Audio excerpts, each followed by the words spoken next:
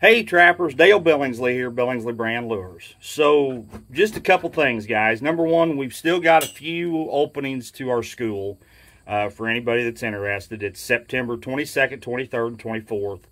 I'm going to put you up. I'm going to feed you. I'm going to give you 2.5 days of intense trapping instructions like you've never seen or never had anywhere before. Stuff that you haven't seen on YouTube yet. It's gonna be off the hook. I'm not just sound like a kid here. It's gonna be off the chain. Anyway, if you're interested, contact me 319-217-0655 or hit me up on Facebook. That's the easiest way to get a hold of me. Those two ways. Another thing is my channel has been demonetized again. This morning, the antis aren't going to let me, monetize, and that's okay. I've pretty well given up on that. We're just going to keep putting out the content that we've been putting out to help trappers more than anything else. And what y'all do for my channel, as far as, ordering bait and lure from me, helps me way more than what the $100 a month I get that I was getting from YouTube. So, I greatly appreciate everybody that does order bait and lure from us. You don't know how much it means to us, guys. It really does. So, all that's over with now. Let's get on to the video. What I want to talk to you today about is shock springs, okay, and the advantages of them. This happens to be, there's several different shock springs out there on the market. This is a J.C. Connors T-bar spring. You can use whatever you choose. Guys, the advantages to these things is unreal. Number one, it stops shock on the foot and on the leg. Okay, you guys that are selling the live market, if you're not running shock springs, you're going to have some leg damage. Even on short chains, you're going to have some shoulder damage. Number two, it stops stake shutter. Okay, if you're running rebar stakes and you're not running shock springs, when that animal hits the end of that chain, you're getting a lot of shudder. That stake is down under the ground doing this, vibrating. And what it's doing is it's working it loose. And if you're running short chains, especially, and he's hitting the end of that thing, or long chains even, long chains are even worse yet, unless you're getting out there around that 5 to 7, 10 foot mark where that coyote can't jump straight up over top of it, then you're okay. But if you're running 3 foot, 18 inches on down to say 9 inches, and you're having stake pulls, you need to get a shock spring in there, because what it's doing, like I said, when that coyote hits the end of it and he hits it hard, that stake is down there shuddering like that, and it's vibrating loose. Especially in this old hard ground, as hard and dry as it is right now. Doesn't take a whole lot, and then that coyote gets straight up over it, and he'll pump it right up out of the ground.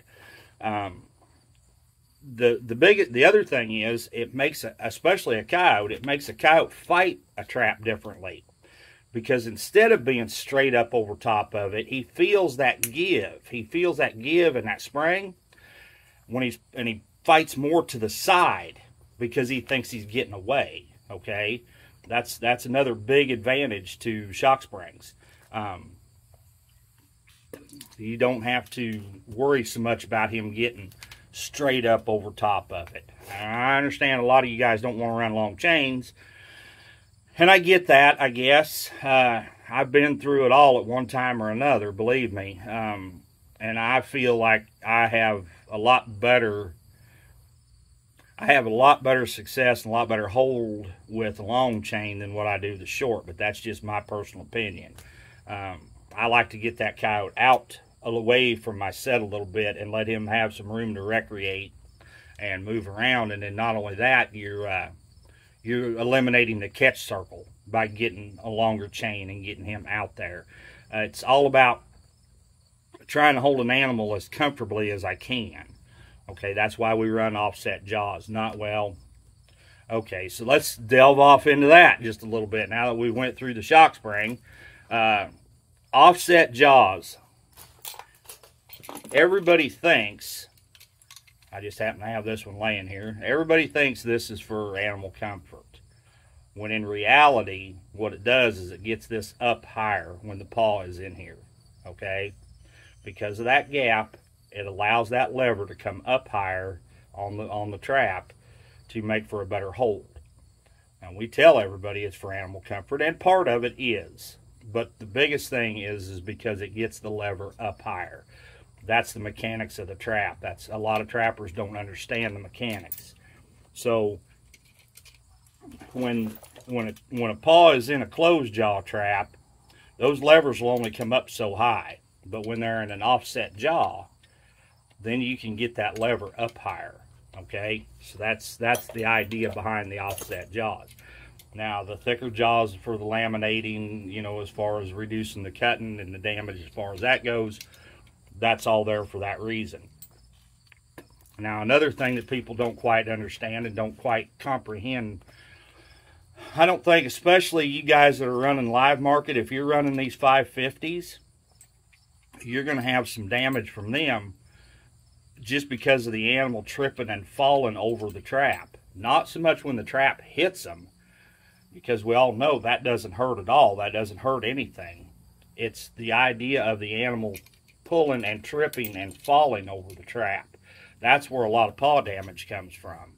It's a big cumbersome thing on their foot. They're not used to it. They trip and fall over it. That's why it's so important, especially if you're running live market, to try to get away with the smallest trap you possibly can. Now, there's guys that are running, you know, like Tommy Bryant. He's running a 1.5 soft catch and holding fox and coyote just fine with it. Brian Nelson, another premier canine trapper, along with Tommy Bryant, I believe, if I'm not mistaken, and if I am, somebody can correct me, but I believe he's running the MB 450s just for that reason.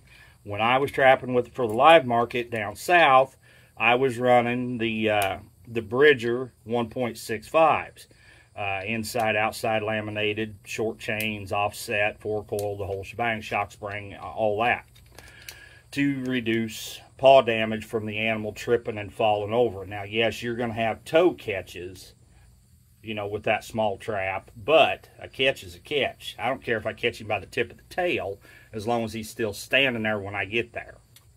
So, sorry this kind of went off the rails a little bit from what I was talking about with shock spring, but again, it kind of goes hand in hand. If you're fur trapping, shock springs are going to save you a world of trouble. I'm a big believer in them. I use them. They're not on every trap that I own, but they're on a majority of them. By the time I'm done, they will be on every trap, at least for canines. So anyway, I guess we're going to kind of end this here. I've kind of ranted on long enough about it.